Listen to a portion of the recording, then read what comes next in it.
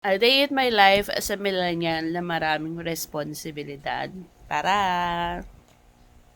Ngayong umaga, nagising ako. Sakit ako, naka-holiday leave. Holiday leave.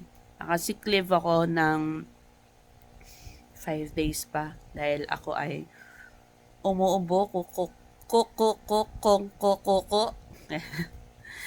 At sama talaga ang aking dibdib.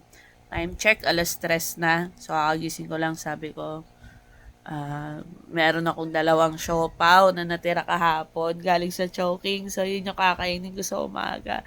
And lo and behold, ito na yung siopaw. Yung siopaw.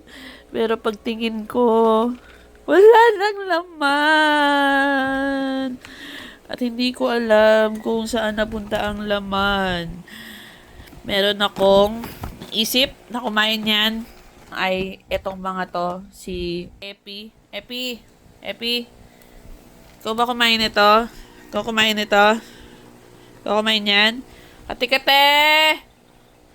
O si kate-kate sa naming aso, si Mocha o si Ita, apat lang naman yun. So ngayon, gutom na gutom ako, hindi ko alam anong kakainin ko, wala akong energy. Tapos, yung ubo ko, parang, alam niyo yun, yung may kasamang ewan. Hindi siya, yung pag tumatawa ko, bigla ako na, ako na uubo. So, life update. Medyo mainit lang ako ng konti, pero, yung siopaw ko. Yung siopaw ko. Sabi ko pa naman, iyaano ko na yan. Yung, alam mo yon yung pinlano mo na yung buong buhay mo, yung gagawin mo for the whole day, pero yung siopaw, pinaka-importante talaga yung unang-unang plano sa umaga. Kasi, yun yung magmo-motivate sa akin eh. Sa umaga, sa araw. Pero yung siopaw ko naman, di ba? Yung siopaw ko.